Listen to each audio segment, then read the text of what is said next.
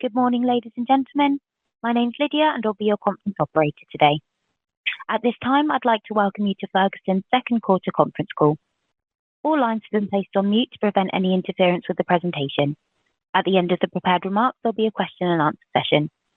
To ask a question at that time, please press star and then the number 1 on your telephone keypad.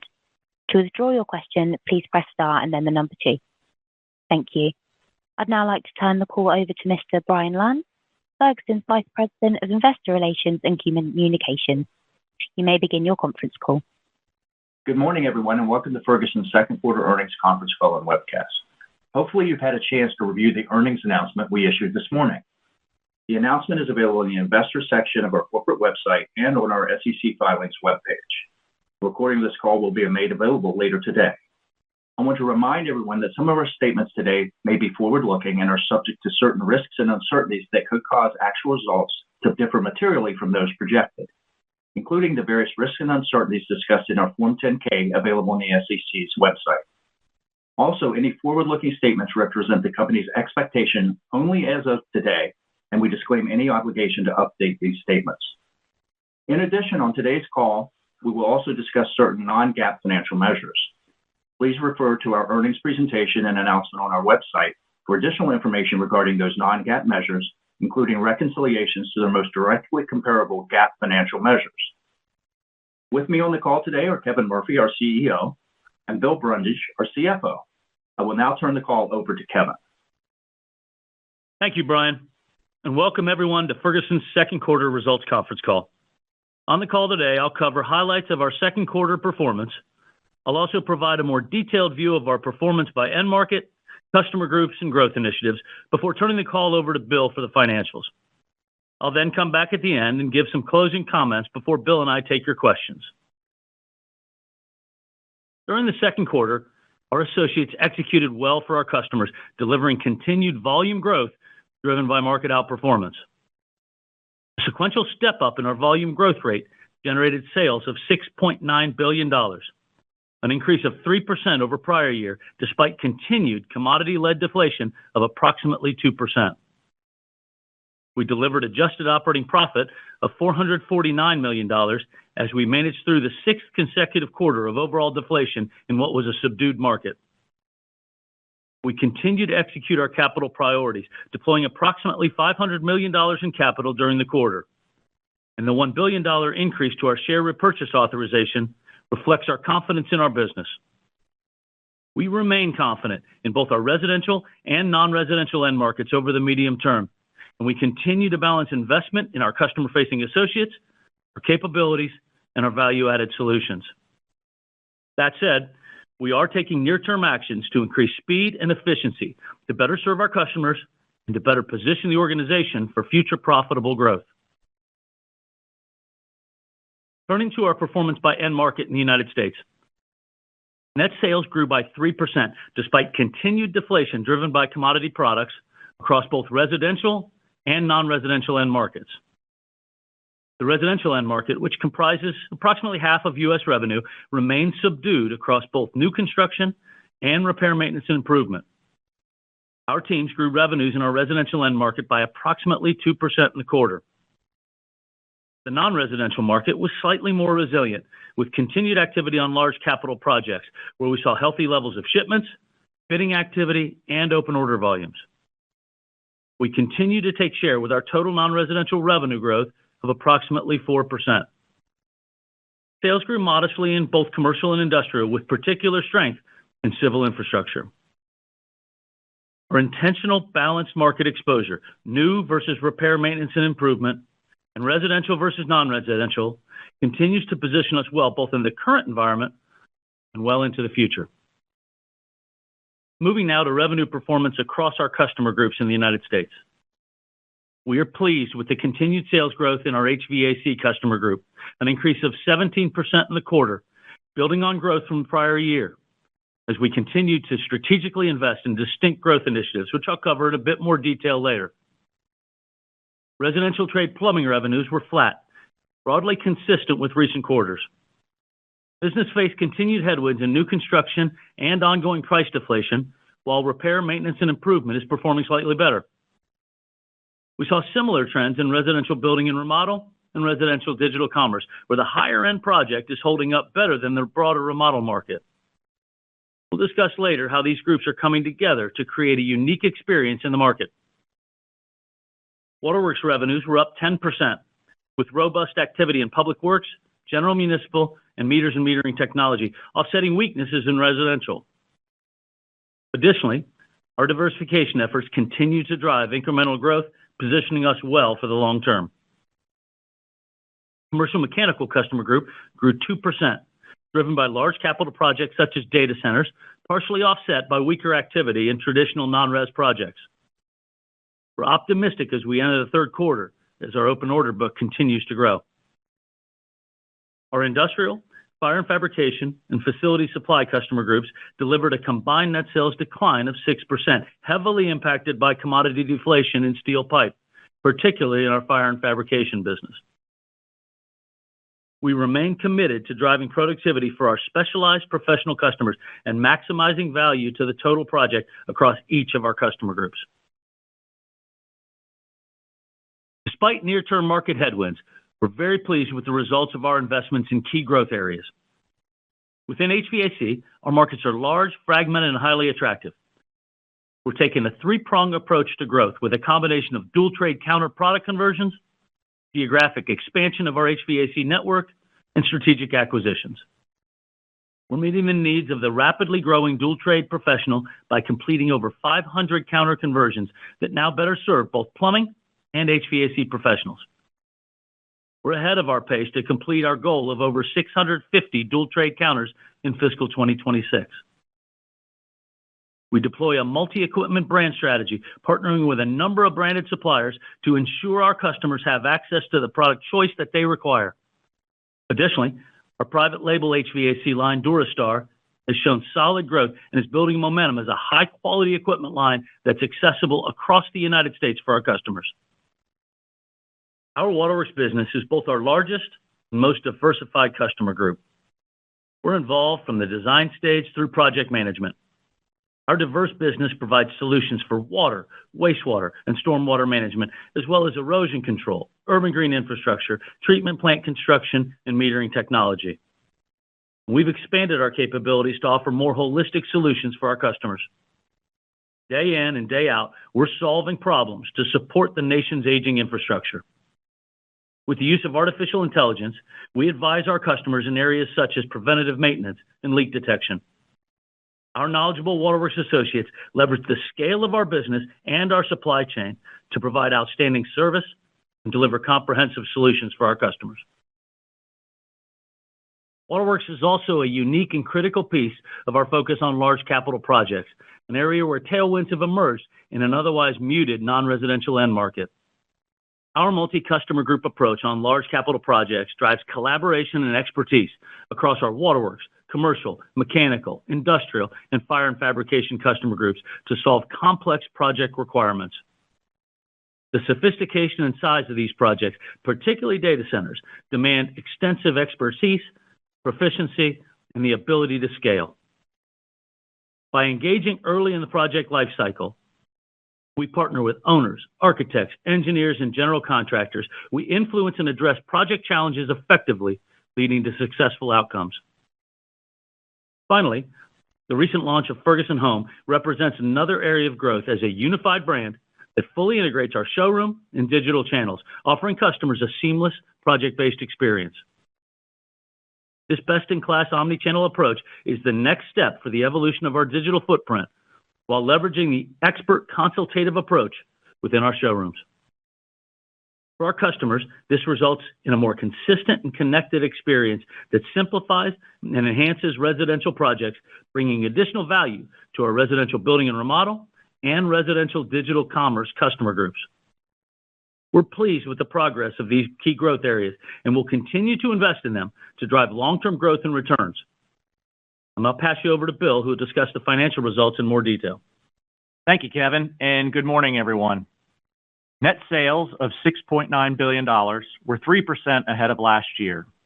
Organic revenue increased 2.1%, with an additional 1.2% increase from acquisitions.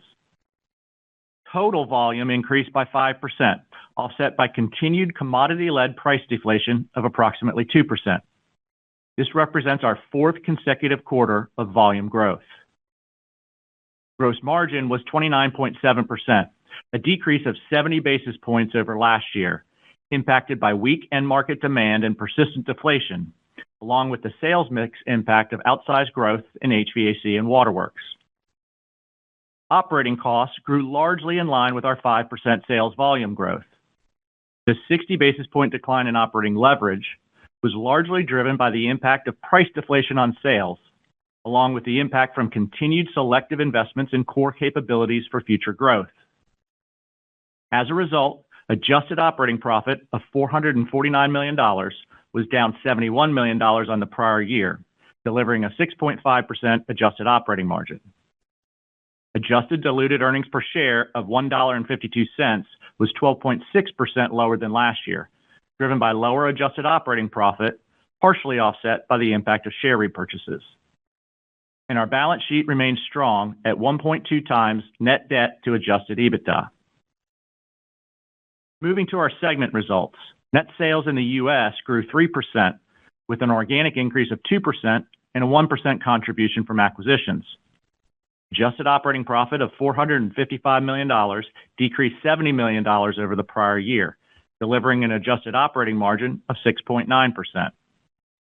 In Canada, net sales were 3.2% ahead of last year, with organic growth of 3.1% and a 5.4% contribution from acquisitions, partially offset by a 5.3% adverse impact from foreign exchange rates.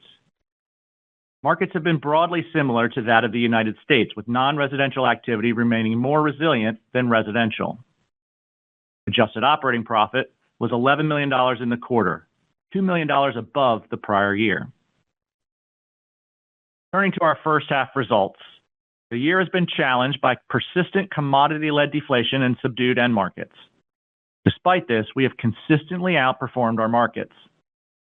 Net sales were 1.8% ahead of last year, with organic sales up 0.8% and an acquisition contribution of 1.2%, offset by 0.2% from the adverse impact of foreign exchange rates. Gross margin was 29.9%, down 40 basis points. Adjusted operating profit of $1.2 billion was down 10.7% compared to the prior year, delivering a 7.9% adjusted operating margin. And adjusted diluted earnings per share of $3.98 was down 9.5%. Next, our cash flow performance. Adjusted EBITDA of $1.26 billion was down approximately $130 million on the prior year. Working capital investments of $200 million were above the prior year by $87 million, driven by investments in HVAC to support our growth initiatives, as well as the transition to new equipment efficiency standards, along with an increase in receivables driven by sales growth. Interest and tax were down approximately $40 million on the prior year. As a result, operating cash flow was $685 million. We have continued to invest in organic growth through CapEx, investing $158 million, slightly down on the prior year as projects are taking longer to complete, resulting in free cash flow of $545 million in the first half. Turning to capital allocation, as previously mentioned, we invested $158 million into CapEx during the first half to drive further above-market organic growth. Our board declared an 83-cent per share quarterly dividend. This is consistent with the first quarter and represents a 5% increase over the prior year, reflecting our confidence in the business and cash generation. We continue to consolidate our fragmented markets through bolt-on geographic and capability acquisitions. We announced one completed acquisition during the second quarter, Templeton and its affiliate Temsco. In addition, subsequent to quarter end, we signed a definitive purchase agreement to acquire Independent Pipe and Supply, a leading commercial mechanical business in the Northeast. And finally, we are committed to returning surplus capital to shareholders when we are below the low end of our target leverage range of 1 to 2 times net debt to adjusted EBITDA. We returned $508 million to shareholders via share repurchases during the first half, compared to $250 million in the first half of the prior year, reducing our share count by approximately 2.6 million. And today, we've announced an increase to our share repurchase program by an additional $1 billion, reflecting our confidence in the business. As a result, we have approximately $1.4 billion outstanding under the share repurchase program. Next, I'll cover our revised outlook for fiscal 2025. We are pleased with our continued market outperformance, but challenging end markets and persistent commodity-led deflation have resulted in adjusted operating margins coming in below our expectations in the first half. While we continue to expect improvement in the second half, we believe our markets will remain somewhat subdued and are therefore updating our full-year outlook. Our fiscal 2025 guidance is as follows.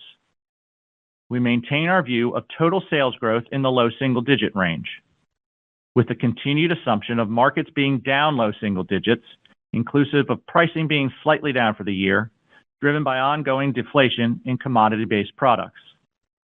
We expect continued market outperformance and just under a 1% contribution from already completed acquisitions, which is partially offset by one fewer sales day in the third quarter. We expect an adjusted operating margin range between 8.3% to 8.8%.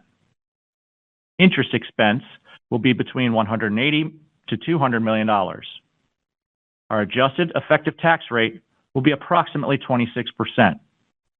And we've revised our CapEx estimate to be between $325 to $375 million to reflect the extended project delivery timeline and pace of expected capital deployment. Also, as Kevin mentioned earlier, we are currently taking actions to increase speed and efficiency to better serve our customers and deliver value. While we have been disciplined in managing costs in relation to volume growth, there's additional opportunity to reduce complexity, simplify management structures, and drive greater speed and accountability within the organization. These actions we are taking will better position the organization for profitable growth. Thank you, Bill. As we conclude our remarks, let me reiterate our thanks to our associates whose continued execution has driven further share gains despite a backdrop of market headwinds and commodity-led price deflation. With leading positions in large, highly fragmented markets, we expect to continue to outperform our markets as we leverage our size, scale, and strategy. We're operating in a unique time where we must continue to drive disciplined cost management. We're taking actions to better position the organization for future profitable growth. We differentiate ourselves on service levels focusing on value-added solutions, a suite of digital tools backed by the strength of our knowledgeable associates and a supply chain that delivers the best breadth and depth to our customers where and when they need it. In residential markets, we continue to see strong long-term fundamentals with an aging and underbuilt housing stock, in addition to our structural growth opportunity in HVAC. On the non-residential side, our diverse exposure, coupled with multi-year tailwinds from large capital projects, are expected to drive continued growth. We're well positioned for this growth as we engage in a more holistic involvement earlier in the design phase to leverage our scale, our value-added solutions, and our digital capabilities. We believe our markets remain attractive over the medium term, and we continue to balance investment in our core customer-facing associates and our capabilities, focusing on the principles that underpin our strategy for sustained growth and market leadership. Thank you for your time today. Bill and I are now happy to take your questions. Operator, I'll hand the call back over to you. Thank you. For our Q&A, if you'd like to ask a question, please press star 1 on your telephone keypad now.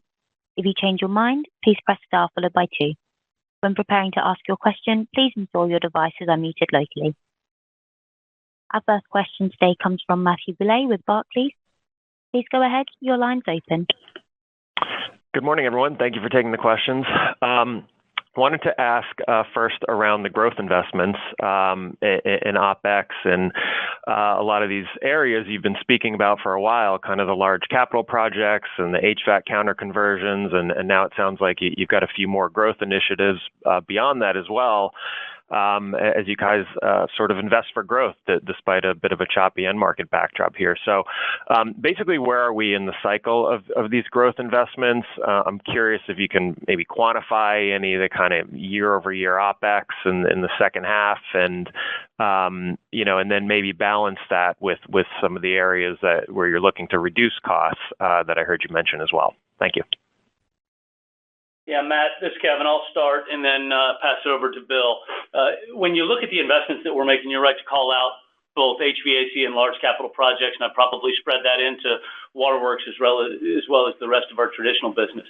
If you take HVAC, and we've talked about this in the past, we want to make sure that we're building out counter locations across the entirety of the United States that can take care of not only specialized HVAC contractors with a great product offering and experience set, but also the dual trade contractor that does both HVAC and plumbing. And so we're well on our way to that conversion. And so the investments in both people, product, and expansion have been across 500 counters, and we're probably on track to north of 650 as we look towards the next fiscal year. We've also been growing organically because, as you know, we want to make sure that we have great HVAC capabilities across all markets in the nation. And so we've actually expanded to over 20 new markets from an HVAC perspective, again, complementing that traditional plumbing business and complementing the dual trade contractor that's growing in the market. So that's been a good source of that investment. And then the third prong, obviously, being from an M&A perspective. On the large capital project side, it really has been taking the complexity and the scale of these projects and making sure that we're there to add productivity to the contractor base in areas like fabrication, valve and automation, what we're doing with digital product content for BIM models. We're also engaged in more up-funnel work together with the general contractor, the owner, the engineer, to make sure that across multiple customer groups, we're bringing value to the job as a whole. And then you look at the waterworks side, and both from an M&A perspective as well as what we're doing organically, is bringing more capabilities to water and wastewater treatment plant and infrastructure so that we can be more valuable to the project as a whole. More product sets, more execution, more up-funnel engagement. I think you're seeing that play out. We're pleased with that from a growth perspective, not only in the core waterworks business, but across the civil infrastructure space. So it really is across multiple customer groups and balancing that with driving the volumetric exposure that we have inside the business. And we're pleased with what that has been. But additionally, when you look at a business across time, there are areas that we can address from a spans and layers perspective, make sure that we're more streamlined, we're more accountable, we're driving focus for our customers. Yeah, Matt, maybe just to build on to that a bit from a quantification standpoint. As we mentioned in the prepared remarks, if you look at the cost growth that we had in the second quarter, cost growth was about 5.5%. The vast majority of that was driven by that 5% volume growth. And the teams, to Kevin's point, are doing a really nice job managing that volume. In fact, if you look at our full-time equivalent headcount, it's about flat year over year versus that volumetric growth of 5%. So we're driving good underlying productivity in the core business. And if you think about that 60 basis point deleverage, and you think about a 2% top line impact from deflation, worth about $130 million of sales from a pricing perspective is the 2% equivalent. That's driving roughly 40 of that 60 basis points of deleverage in the quarter. So the remainder is the fact that we're driving underlying productivity offset by some cost inflation and those investments. So with a really an underlying 20 basis point step up in OpEx deleverage or OpEx cost as a percentage of sales in the quarter, we're quite pleased with how that was managed in a tough environment. When you look forward, to Kevin's point, we are taking some actions, and we're right in the midst of those actions, really focused on non-customer facing roles, layers, and structure.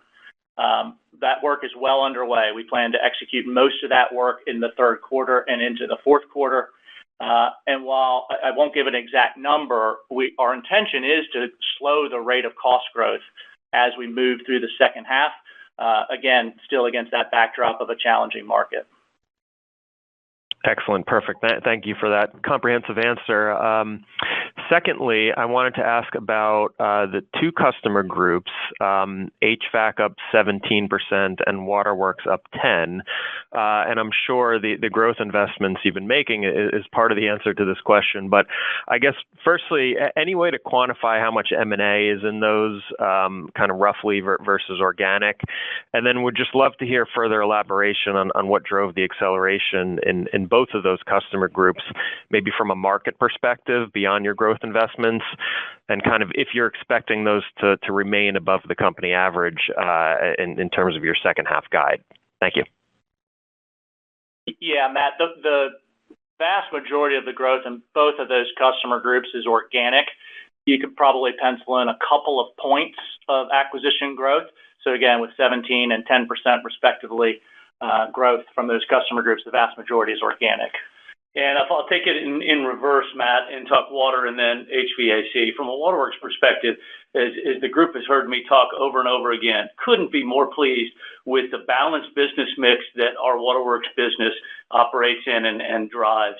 And so if you look across residential, commercial, municipal, public works, that balance is serving us quite well.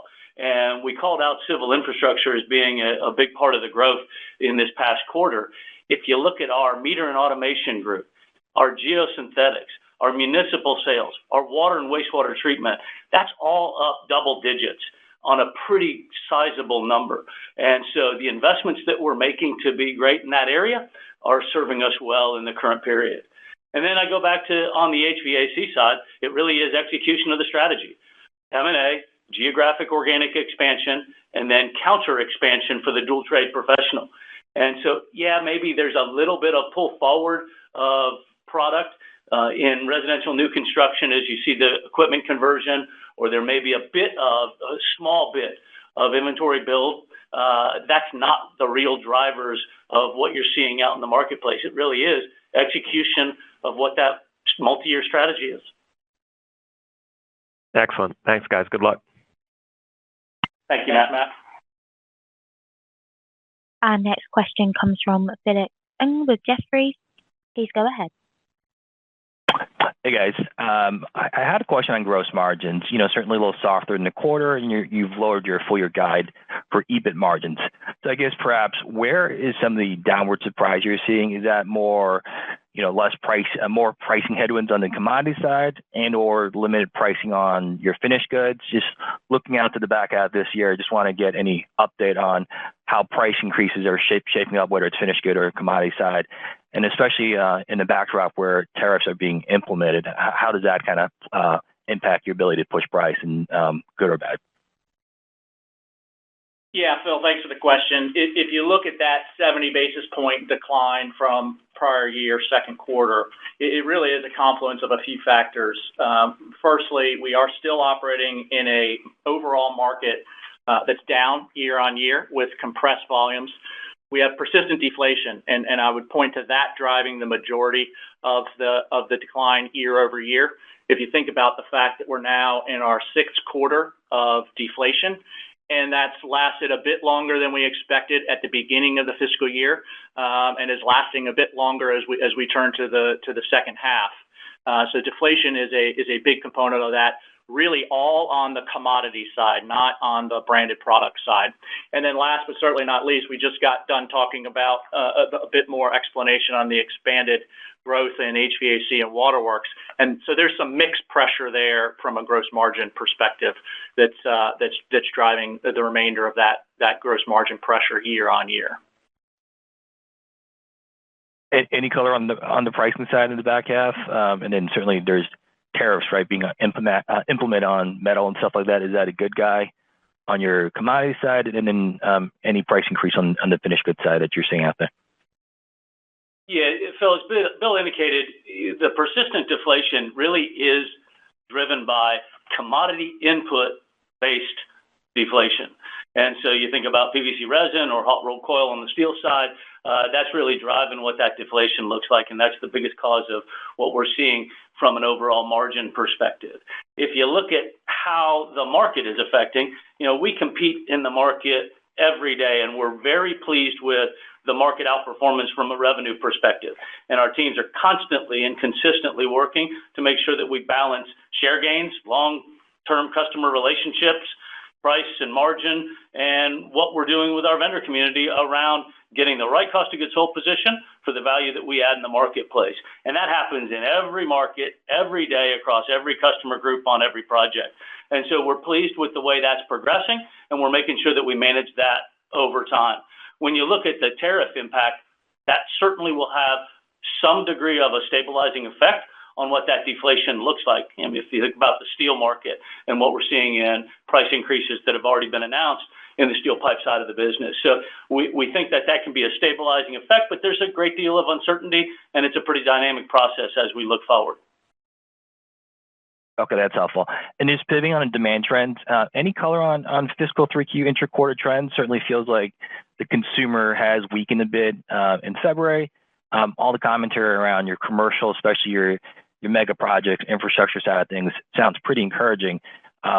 Admittedly, there's been choppiness from what we're hearing on tariffs and new policies with DOGE and on that front. Are you seeing any choppiness on the heavy commercial side as well? Yeah, first off, Phil, from a February perspective, February top line was largely in line with the second quarter. So you can think of that as somewhere around that 3% overall growth rate. So pretty consistent as we stepped out of Q2 into Q3.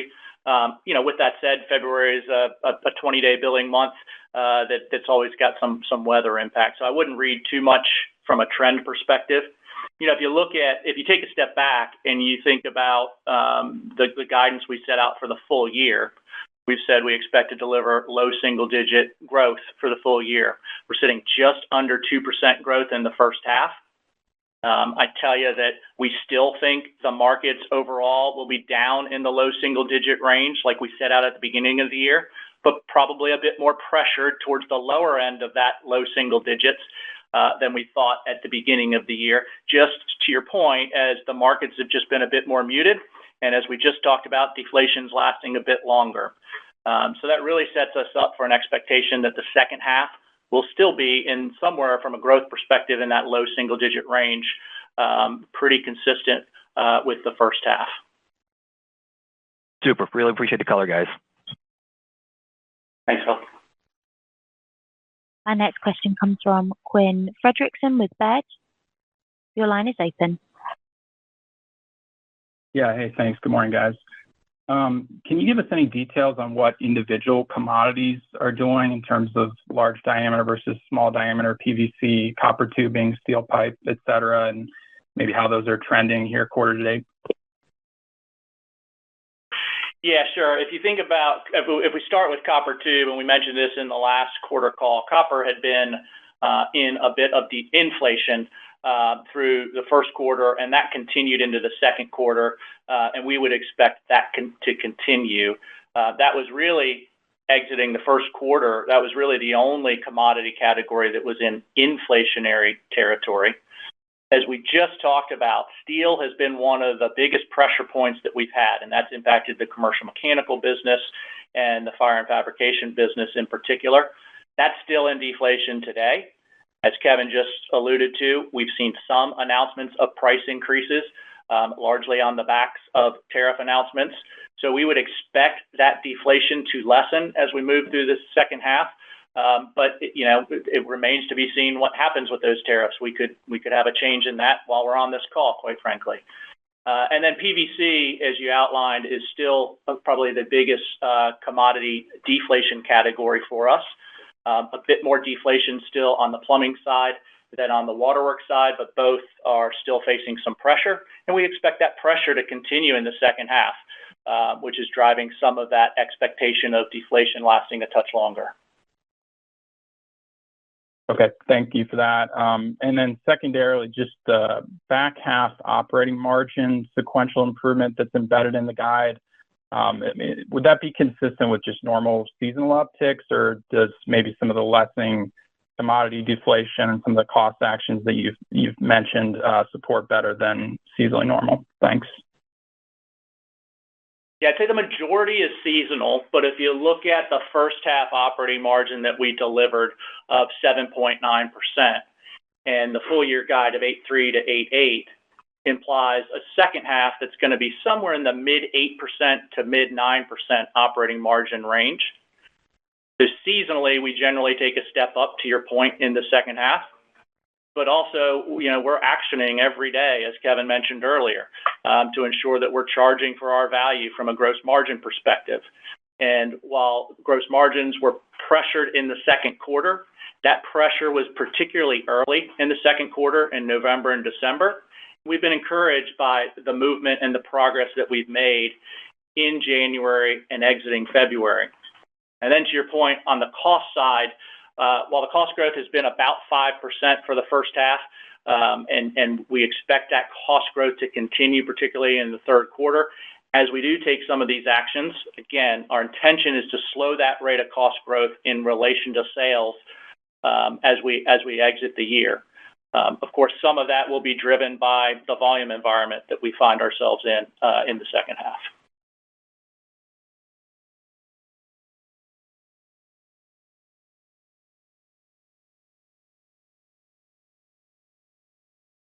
Our next question comes from John Lovallo with UBS. Please go ahead. Good morning, guys. Thank you for taking my questions as well. The first one is, are you seeing any DOGE? Are you guys seeing any DOGE impacts in any of the water infrastructure, or construction, or institutional markets? And do any of the metering deployments of the big projects depend on federal funding? Yeah, John, thanks for the question. No, we're not seeing any near-term impact from a DOGE perspective. There is some conversation around what the federal funding structure might look like. Today, when you look at the civil infrastructure growth that we experienced, the waterworks growth in general, it's not coming from a flood of federal dollars.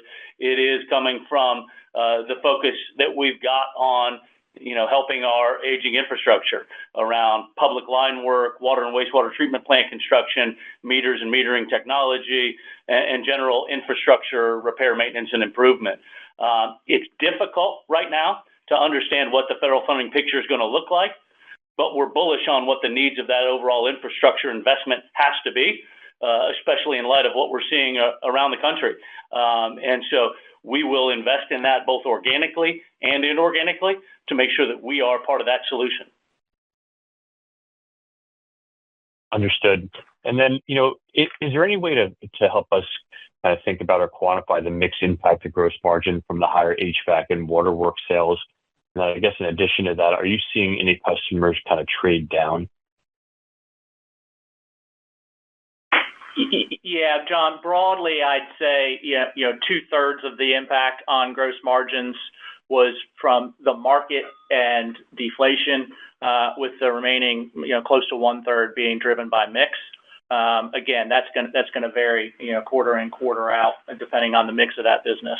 And from a trade down perspective, I wouldn't attribute much of that to trade down. We talked about HVAC, just like we saw in 08-09. We're seeing a bit of focus on the repair versus the replace. That probably will continue, especially as we go through the refrigerant changes in, call it, the back half of our Q3 and the front half of our Q4.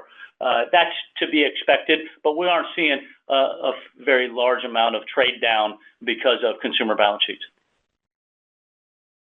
Thank you, guys. Thanks, John. The next question comes from Sam Reid with Wells Fargo. Please go ahead. Awesome. Thanks so much. Wanted to drill down a bit on waterworks. You're obviously executing quite well in this category, but you also alluded to some weakness on the resi side. Wanted to understand, was that weakness a little bit more pronounced sequentially? Are you starting to see the large builders pull back on community count growth in response perhaps to lower demand? Just want to unpack that comment in greater detail. Yeah, Sam, it really is around just what the growth in the market looks like. We haven't seen a pronounced turn down. We haven't seen any real change in builder activity. In fact, if we're looking forward, the bidding activity that we're seeing on the residential side of our waterworks business has been encouraging. Now, that's just bidding activity, and so we need to make sure that A, plays out in actual projects being released, and that when those projects are released, that all phases and sections are going to be released. So it's a bit too early to tell, but it isn't a pronounced movement downward. It really is a bit of a mix shift in what our waterworks business is experiencing from a growth perspective in public works versus residential. And again, I'll go back to, we're really pleased with the balanced business mix that exists in that water business because it's not dependent on one particular sector inside the market. Oh, that helps. And then maybe switching gears here, wanted to dig a little deeper on finished goods pricing, perhaps following up a bit from Phil's question. When I talk through realization on list price increases versus what you're actually seeing in the market, are there any categories, where you're getting, something close to the list price increase? Any categories where you're notably not getting or not seeing pricing flow through in line with those list price increases? Thanks so much. Yeah, thank you. And when you think about the finished goods side, we're still fairly early in the year in terms of what those annual price increases look like. And we're still a little bit early in tariff realization because you've got multiple things playing out at the same time in a pretty dynamic environment. And so if I were to take a step back and look at us, not only from an annual price increase perspective, but also in the tariff environment, we've got the broadest supplier base in the industry. It gives us the ability to navigate solutions for our customer that match price and value. We've got people and systems in place that we can react pretty quickly to what is a dynamic environment right now.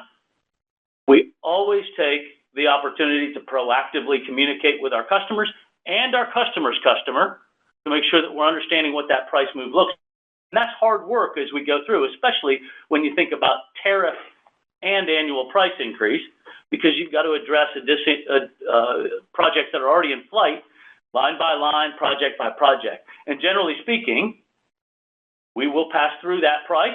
There are going to be some pressure points, but generally speaking, that's what we do. And so it's a bit early to tell how that is going to stick, and it's a bit early to tell what tariff is going to play with annual, but we're encouraged by that being a stabilizing effect as we think about what deflation has meant to the first half of our fiscal year. Oh, that's super helpful. Thanks so much. I'll pass it on.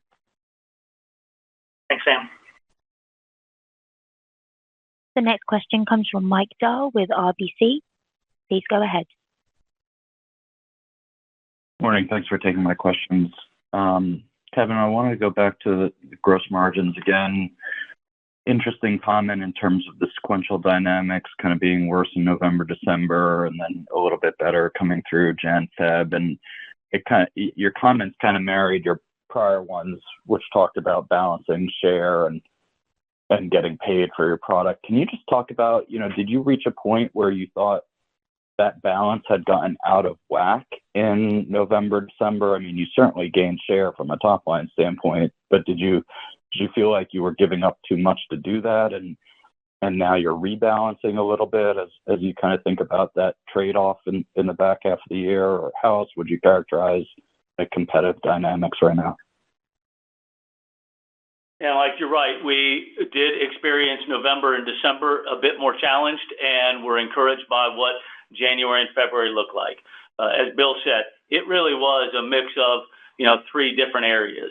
You got sales mix with HVAC and water, you got persistent deflation that's playing out, and then you got some challenging markets. And the group is out there, especially when we think about the commodity side of the world and the input commodity deflating, and making sure that we're right for our vendor partners, making sure that we're right for our customers that we have long-term relationships with, and making sure that we're marrying that value with price and margin. And we're working that every day, and we're working at every customer and across customer groups. And so we need to make sure that we're addressing that in real time. I feel good about where we went through January and where we are in February. And quite frankly, the quarter, particularly November and December, was a pretty unique time in the market with all those things coming together. And so I feel good about where we're going. And as we look forward, we intend this business to be a 30+% gross margin business based on the value that we provide, assuming business mix stays reasonably similar. Because we're going to continue to add value-added services that we charge for and make sure that we're adding productivity to our contractor customer. So, yeah, I think generally speaking, as we're moving into the third quarter, we feel good about where we're headed. That's helpful, thanks. And then secondly, I know a lot of questions have already been asked about the pricing dynamics, but just, I guess, to be more specific, in your prior guide, I think you contemplated that second half would get back to flat to slightly positive. Now you're saying deflation lingers a little bit longer, but you do have some of these kind of tariff-based increases out there. Can just help us dial in what the pricing cadence should look like in the second half of the year? Is it still down each of 3Q and 4Q, order of magnitude? Anything you can give us to quantify would be great. Yeah, Mike, clearly a little bit difficult to predict the future given the commodity impact there. But if I take a step back, the first half down about 2%, pretty consistent Q1 to Q2. We still expect pricing, overall pricing levels to improve as we move through the second half. I would still expect overall deflation in Q3. And as you get out to Q4, I think it remains to be seen, as Kevin said, what the true tariff impact, what the true branded price increase announcements are that will come through largely through Q3 and into Q4. So do we get back to flat? Probably close to that would be our best read. I don't think you'll see very positive pricing in the second half of this fiscal year as we continue to work through this environment. Okay, thank you. Thanks, Mike. The next question comes from Keith Hughes with Truist. Your line's open. Thank you. You talked earlier in the call, you've been facing deflation for six or more quarters now. But the gross margin impact of that was far greater this quarter than what we've seen over that period of time. Specifically, what happened in the reported quarter that caused it to have such a notable impact when it hasn't before? Yeah, Keith, I mean, I think we've tried to cover the unique factors that came together. The other piece I'd point out, it's clearly our seasonally lightest quarter. So while we're disappointed in the gross margin coming in where it did, the volumes being weak, competitive market, deflation lasting longer, and then that mix, which I alluded to driving a portion of that, really all came together in the quarter. As we exited the quarter and into the third quarter, as Kevin talked about, we think we're on a better trajectory. But look, there are lots of factors that will impact that margin. It's never going to be a flat line in any quarter to quarter. So to Kevin's point, our intention, our belief is over the medium to long term, this is a 30+% gross margin business. Yeah, Keith, and we're going to continue to balance a bunch of different factors, making sure that we're the best path to market for our supplier community, making sure that we maintain long-term customer relationships, making sure that we gain share at the balanced and appropriate level, and then making sure that we've got a right price, margin, mix. And so I think we're on the right track as we get through January, February, and into Q3. Okay, and just one question on products. The fire business was off in the quarter. Was most of that steel pipe deflation? And you talk about units, I guess is my question.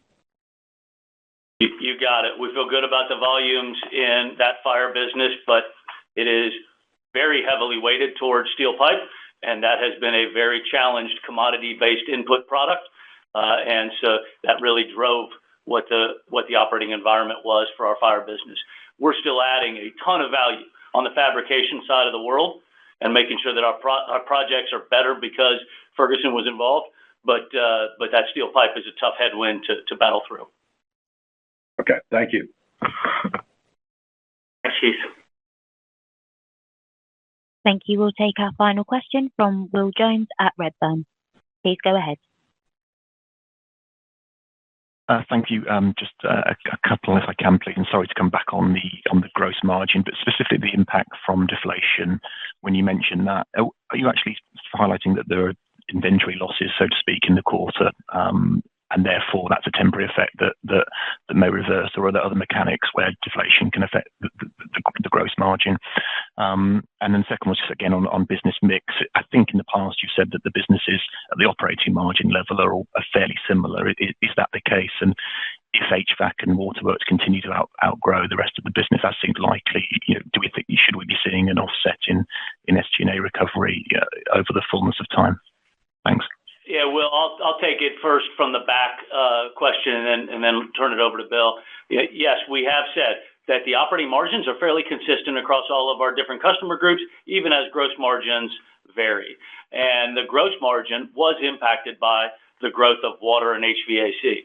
And traditionally, that would flow through to operating margins that are consistent with the higher gross margin portions of the business. But as we said, we are also taking some very intentional investments in both HVAC and water as we look into not only the second quarter, but as we go forward. And so there is some impact for those investments as we look to the future. And on the gross margin side, Will, I wouldn't think about inventory losses on deflation. I would think about that deflation just putting a bit more pressure on the bidding and the quoting work that we're doing every day as we're out there battling for orders in what's a very challenging volumetric market. So we also think that we're likely nearer to the end than the beginning, now 6 quarters into deflation, but it's a challenging point in time that we're managing through right now. Thank you. And since I'm the last one, maybe sneak in one more. I think it was about 3 years ago that we had the Investor Day, and you gave your financial framework for sales and margin and other items. Just when you reflect on that over the medium term, are you still happy that's the right way to think about the tram lines for both top line and margin? We are. We're in a very unique time right now, Will. When you look at the deflationary environment that we've talked about, but also when you look at the market environment, embedded inside that growth algorithm was our markets outperforming GDP, us from a growth perspective outperforming our markets, call it 300 to 400 basis points, and then driving not only gross margin expansion as markets are more normal, but also productivity leading to operating margin expansion. We still believe in that. We've got to get back to a more normalized market environment, inclusive of price, and we intend to get back to that growth algorithm. Thanks very much. Thank you. Thank you. This concludes today's Q&A session, so I'll now hand over to Kevin Murphy for any closing remarks. Thank you, Lydia. Just want to again say thank you for your time today. Very much appreciated. And a thank you to our associate base who have been battling through a challenging market. We are pleased with the organic outperformance in the market.